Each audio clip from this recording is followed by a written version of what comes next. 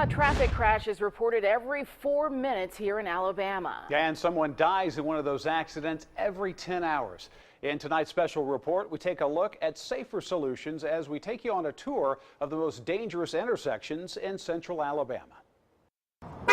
They try our patience. It does get congested. They make us late. It's backed up way back up here. They can be hazardous to our health. They were going past the light and someone ran a red light, a drunk driver, and hit them and totaled the car and everything. They are the most dangerous intersections. We asked police departments across central Alabama which ones are the worst. Here's what they told us. In Anniston, drivers need to be very careful at the intersection of Highway 431 and Bynum Leatherwood Road. In late October, a Calhoun County deputy was seriously hurt there after he was hit by a distracted driver.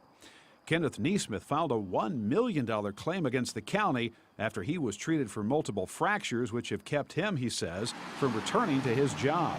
There wasn't a traffic light there at the intersection when the deputy was struck. I talked to the Alabama DOT office in Calhoun County about that, and they say right now there's not a plan to put one up. In Tuscaloosa, it was controversial for years, but the city council was finally able to approve and fund the installation of cameras that catch red light runners at the city's busiest intersections, including the most dangerous at Skyland and McFarland Boulevards. District 5 council member Kip Tyner says many people were against the idea at first, saying it was too much Big Brother from the government. But he says it's more about saving lives. We were lobbied by families who've had loved ones killed at these many intersections. And so, you know, I feel like that through their persistence and then that we saw that this is something that we need to do. Tyner says they're still waiting to see if the red light cameras have reduced the number of accidents in Tuscaloosa, but he knows drivers sure don't want to get a ticket because it will set them back $150. In Pinson, in Jefferson County, people like Brianna Griffin are wondering if they need more deputies patrolling that area.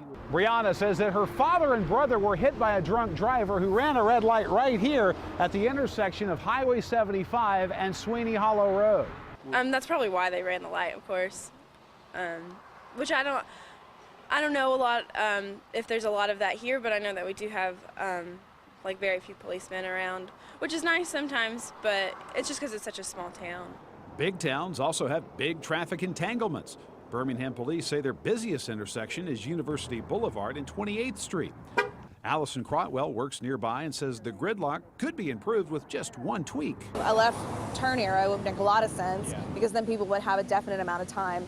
Because that's a really good point, because if people are stopped at traffic and they're going to try to turn left on green, I could see how that could make for some confusing situations for drivers. And that actually seems like a simple fix. Alabama's DOT is trying to improve a bustling stretch of Hoover by adding turn lanes and through lanes where I-459 connects with Highway 150.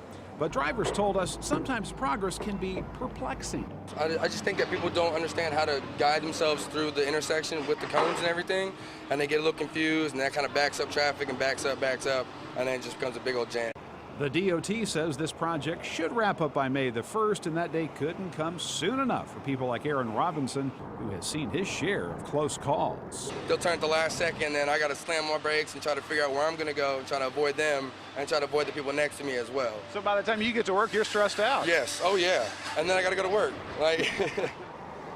No doubt it can be stressful out there, and many of you do have those vivid memories of near misses or crashes at dangerous intersections.